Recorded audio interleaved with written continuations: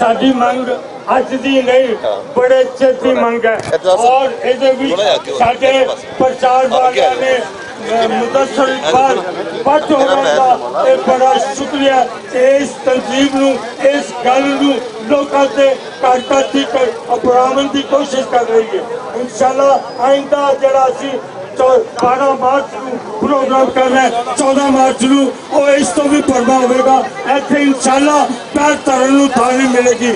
अंबर दा मैं बुआ खोल के देखांगा। अंबर दा मैं बुआ खोल के देखांगा और रब दे नाल पंजाबी भी बोल के अंबर दा मैं बुआ खोल के देखांगा रब दे नाल पंजाबी बोल के देखांगा। तो उच्चा करके मैं जावांगा जग ते बोल पंजाबी दा। उच्चा करके मैं जावांगा जग ते बोल पंजाबी दा। कर कर बजदा लोग सुनेंगे एक दिन टोल पंजाबी दा। कर बजदा लोग सुनेंगे एक दिन टोल पंजाबी दा। ते साडा हक नहीं देंदे जेड़े साडा हक नहीं देंदे जेड़े ऐसी तैसी होना दी।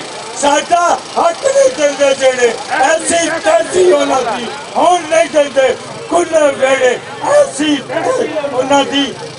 ना ते मेरा भी है रांझा साढ़े सारे असी रांझे ना ते मेरा भी है रांझा पर मैं बजरी वाला नहीं।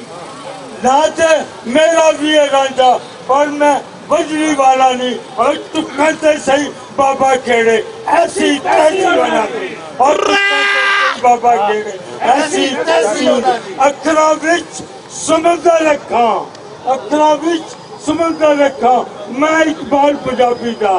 अखरां विच समुंदर रखा मैं इकबाल पंजाबी दा। चखरां दे विच रख दिता है दीवा बाल पंजाबी दा।